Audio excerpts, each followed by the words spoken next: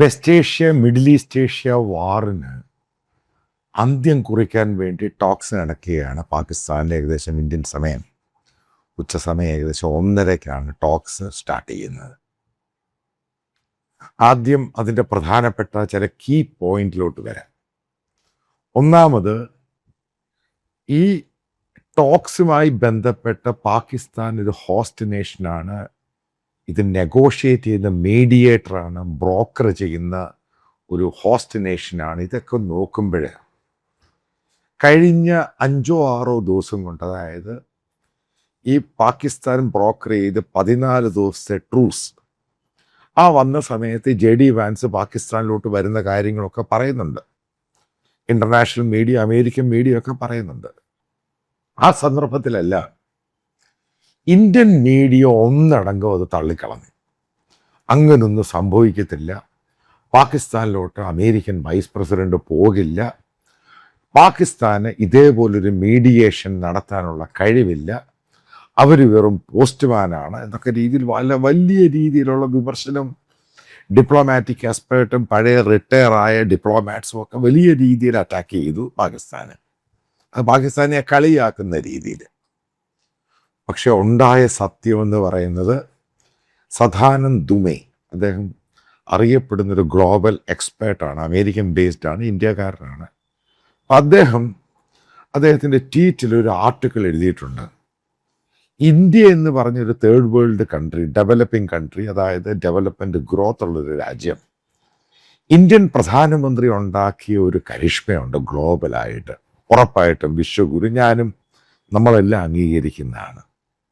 അപ്പം ഈ പറയുന്ന പാകിസ്ഥാനിലുണ്ടായ സംഭവം, അതായത് ഹോസ്റ്റ് നേഷൻ ഗ്ലോബലായിട്ട് ആൾക്കാർ, അതായത് അതായത് ആൾക്കാർ ശ്രദ്ധിക്കുകയാണ് പാകിസ്ഥാനിൽ എന്താണ്, ഇസ്ലാമാബാദിൽ എന്താണ് സംഭവിക്കുന്നത്. ഇനി നിങ്ങൾ ചരിത്രം എടുത്ത് നോക്ക്. പാകിസ്ഥാൻ ഇന്ന് വരെ രൂപീകരിച്ച ശേഷം ടിൽ ടുഡേ ഇതേപോലെ ഒരു ഹൈ പ്രൊഫൈൽ ഈ സംഭവത്തിനകത്ത് പാകിസ്ഥാൻ എവിടെയും പാർട്ടിസിപ്പേറ്റ് ചെയ്തിട്ടില്ല, എവിടെയും ഇന്ന് വരെ ഗ്ലോബലായിട്ട്.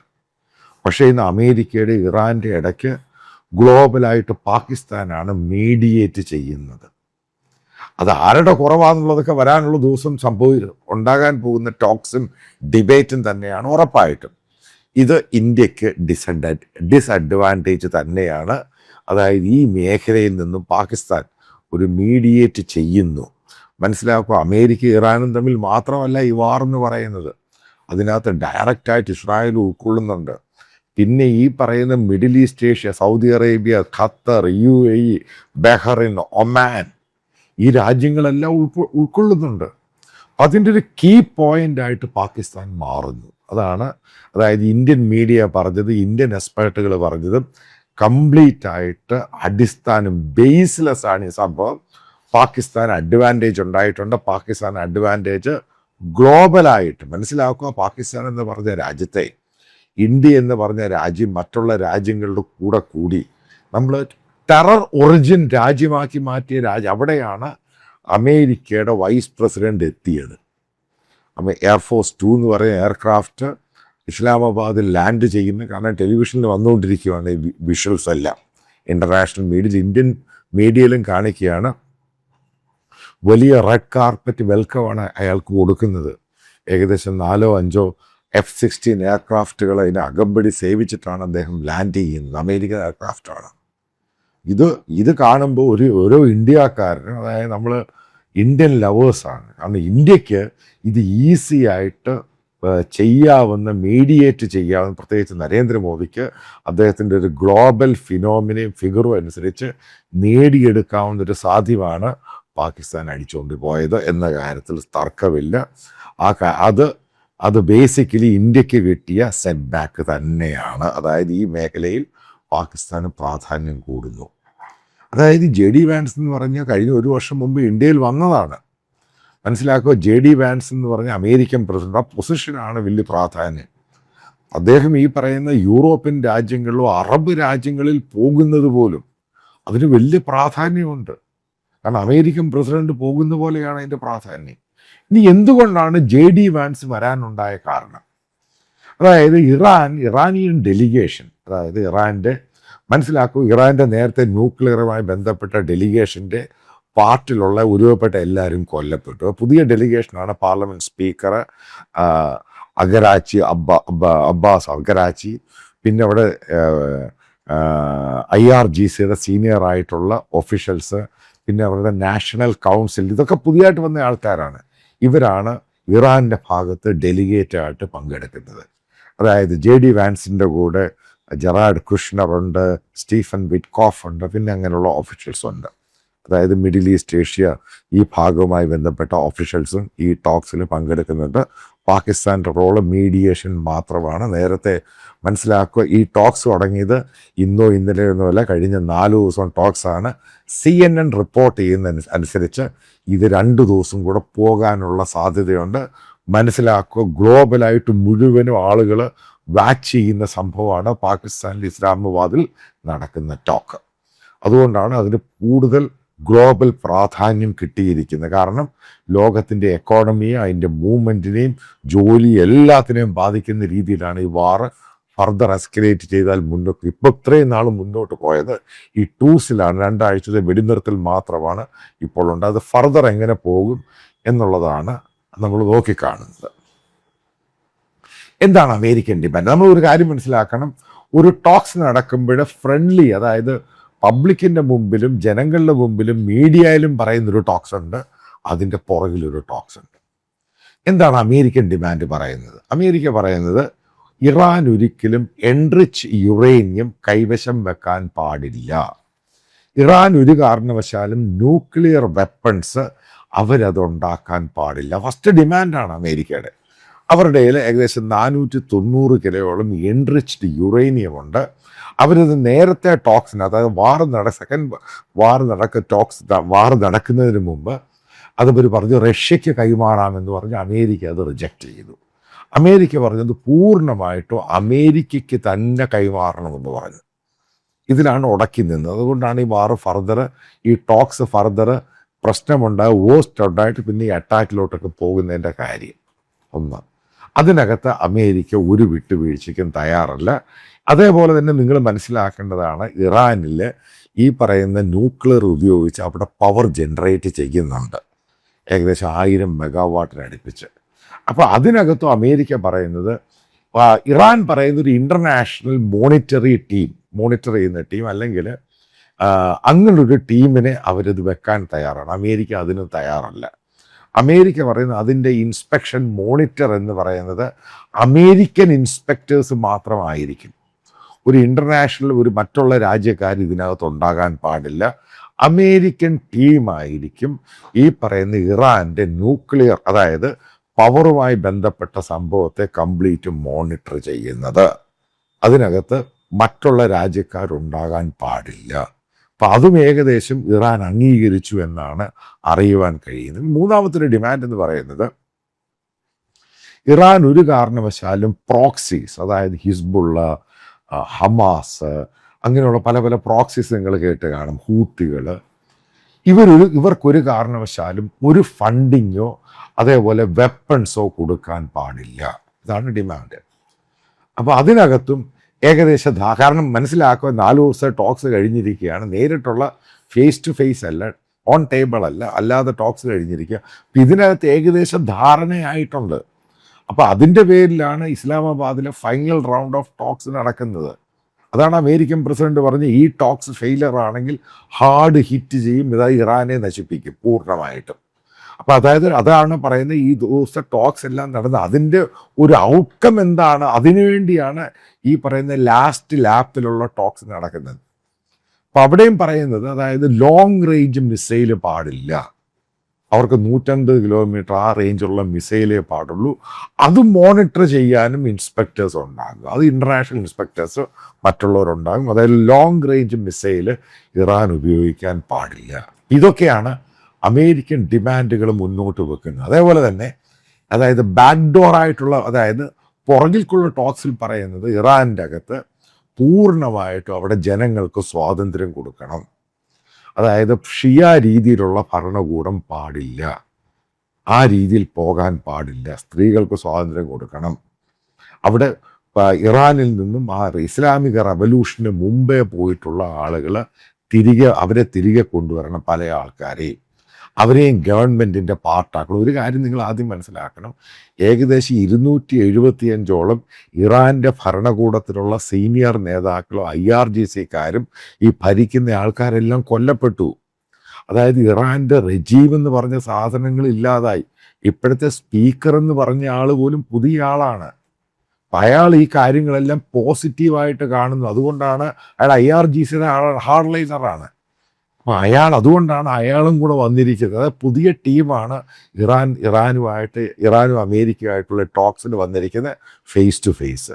അതായത് ഒരു സംഭവം ഉണ്ടായിരിക്കണം. പിന്നെ അമേരിക്ക പറയുന്ന ഡിമാൻഡാണ് അൺകണ്ടീഷണൽ ആയിരിക്കണം ഹോർമുസ്. അത് പൂർണ്ണമായിട്ടും തുറന്നു കൊടുക്കണം. അത് മോണിറ്റർ ചെയ്യുന്ന അമേരിക്കയും ഇറാനും ജോയിൻ്റ് ആയിട്ടായിരിക്കണം. കാരണം ഇറാന് ഹോർമുസിൻ്റെ മുകളിൽ അതിനകത്ത് ചുങ്കം പിരിക്കാനോ അത് കടന്നു പോകുമ്പോൾ 1 മില്യനോ 2 മില്യനോ പാടില്ല. ഇതാണ് അടുത്ത ഡിമാൻഡ്. അതേപോലെ തന്നെ അവിടെ ഡീമൈനിങ്. ഇപ്പം ന്യൂയോർക്ക് ടൈംസ് റിപ്പോർട്ട് ചെയ്തിരിക്കുന്നത് ഇറാൻ ഒഫീഷ്യൽസ് തന്നെ പറഞ്ഞു കഴിഞ്ഞു, അവരവിടെ മൈൻസ് ഇട്ടിട്ടുണ്ട്. പക്ഷേ അത് എവിടൊക്കെയാണ് ഇട്ടിരിക്കുന്നതെന്ന് കണ്ടുപിടിക്കാൻ അവരെ കൊണ്ട് കഴിയുന്നില്ല.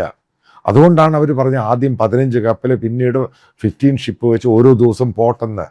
കാരണം ഈ മൈൻ അവിടെ അവർ പാകിയിട്ടുണ്ട് എന്ന് പറഞ്ഞു കഴിഞ്ഞു ഇറാൻ.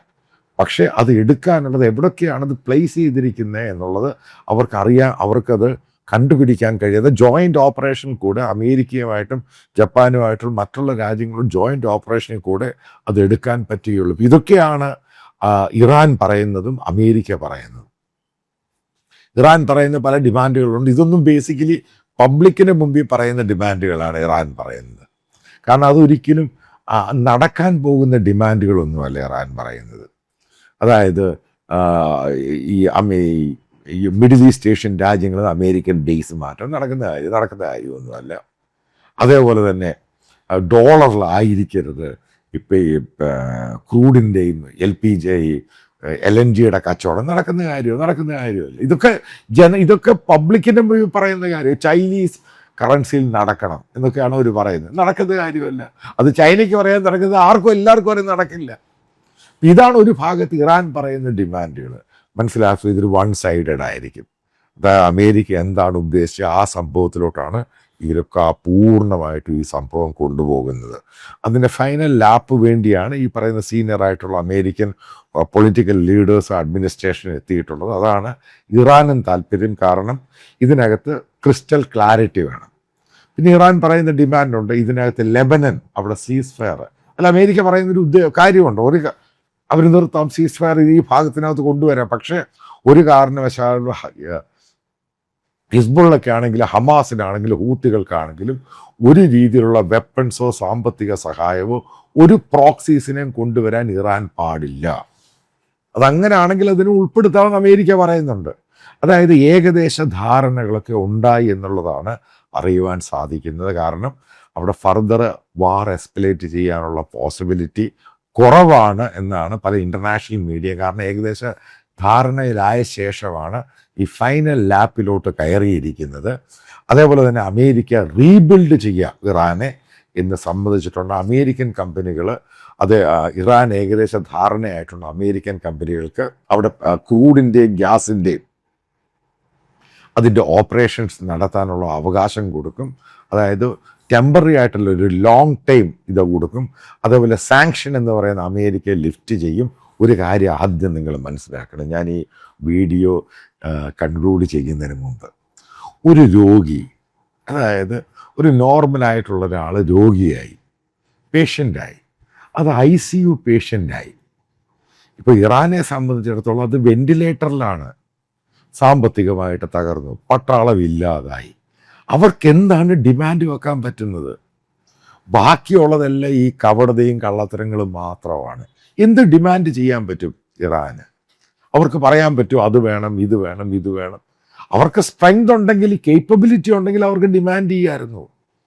ഏകദേശം 15,000-17,000 ഹിറ്റ് കഴിഞ്ഞ് അവരുടെ പട്ടാളത്തെയും, അതായത് എയർഫോഴ്സിനെയും നേവിയെയും, അതേപോലെ അവരുടെ ടാങ്ക് സിസ്റ്റം, അതായത് ഈ സാധനങ്ങളെല്ലാം ഇല്ലാതായത് 90% ഇറാൻ്റെ മിലിറ്ററി കേപ്പബിലിറ്റി നശിച്ചു. പിന്നെ എങ്ങനെയാണ് അവർക്ക് ഡിമാൻഡ് ചെയ്യാൻ പറ്റുന്നത്? ഈ പറയുന്ന ഹോർമുസും വെച്ചുകൊണ്ടിരിക്കുകയാണ്.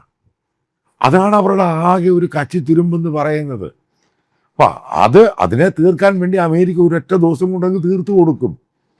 ഇസ്രായേലും അമേരിക്കയും കൂടി ഉദ്ദേശിക്കുകയാണ് ഇതോടൊക്കെ അവരുടെ പവർ പ്ലാന്റ് സംഭവങ്ങൾ. അതുകൊണ്ട് അവസാന രക്ഷയുടെ ഭാഗമായിട്ടാണ് ഇറാനിലെ ജനങ്ങൾ, അതായത് ഇറാനിയൻ ഭരണകൂടം ആ ജനങ്ങളെ പവർ പ്ലാന്റിന് ചുറ്റും, അതായത് റെയിൽവേക്ക് ചുറ്റും കൊണ്ട് നിർത്തിയത്. കാരണം വേറെന്ത് ചെയ്യും? പട്ടാളമില്ലാതായി. ഇതാണ് അവരുടെ സ്ഥിതി. അതാണ് ഞാൻ പറയുന്നത്, വെന്റിലേറ്ററിൽ കിടക്കുന്ന ഒരു രോഗിയാണ് ഇറാൻ. അവർക്ക് ഈ പറയുന്ന ഡിമാൻഡ്, അവർക്ക് താല്പര്യം എന്തോ അവരുടെ അത് റീബിൽഡ് ചെയ്യണം. കാരണം റീബിൽഡ് ചെയ്യാൻ ഇറാനെ കൊണ്ട് കഴിയത്തില്ല. ആ രീതിയിലാണ് ഇത് ഡാമേജ് ഉണ്ടാക്കിയിരിക്കുന്നത്. വലിയ ഡാമേജാണ് ഉണ്ടായത്. കാരണം അവിടുത്തെ സാമ്പത്തിക തകർന്ന വാറിന് മുമ്പേ തകർന്നു പോയി. ഇനി ഫർദർ പോയി കഴിഞ്ഞാൽ ഒരു പട്ടിണി അരാജകത്വത്തിലോട്ട് ആ രാജ്യം പോകും. അപ്പം ആ സ്ഥിതി ഉണ്ടാകാതിരിക്കാൻ വേണ്ടിയാണ് ഇറാനിയൻ ലീഡേഴ്സ് അമേരിക്കയുടെ സീനിയർ ലീഡേഴ്സ്, അതായത് JD വാൻസ് ഉൾപ്പെടെയുള്ളവരെ കൊണ്ടുവന്ന് ഇതിനൊരു സൊല്യൂഷൻ ഉണ്ടാക്കാൻ ശ്രമിക്കുന്നത്. ഇതാണ് അതിൻ്റെ കാരണം. അതിൻ്റെ അകത്ത് ലെബനൻ എന്ന് പറയുന്ന ഒരു തുരുമ്പെന്ന് മാത്രമേ ഉള്ളൂ. അതായത് ഹിസ്ബുള്ളയുമായി ബന്ധപ്പെട്ട അറ്റ്ലീസ്റ്റ് ഇറാൻ്റെ ഒരു സംഭവം എന്ന് പറയുന്നത് അവരെല്ലാത്തിനും സറണ്ടർ മോഡിലോട്ട് അങ്ങ് പോയി. അതുകൊണ്ടാണ് JD വാൻസ് വരുന്നതിന് 6 മണിക്കൂർ മുമ്പ് ഇറാനിയൻ ലീഡേഴ്സ് അവിടെ വന്നിട്ട് പാകിസ്ഥാൻ പ്രൈം മിനിസ്റ്ററേയും പ്രസിഡൻറ്റിനൊക്കെ കണ്ട്, കാരണം അവർ പ്രോ ആക്റ്റീവാണ്. അതാണ് അവർ കൊടുത്തിരിക്കുന്ന ഒരു സൂചന എന്ന് പറയുന്നത്. ബാക്കി അവിടെ ഇവിടെയൊക്കെ മിസൈൽ വിടുന്ന അതിൻ്റെയൊക്കെ പരിധിയുണ്ട്. അതാണ് അവരെ കൊണ്ട് മാക്സിമം ചെയ്യാൻ കഴിയുന്നത്. ഇതാണ് ഈ വിഷയവുമായി ബന്ധപ്പെട്ട് എൻ്റെ ഒരു അസംഷൻ.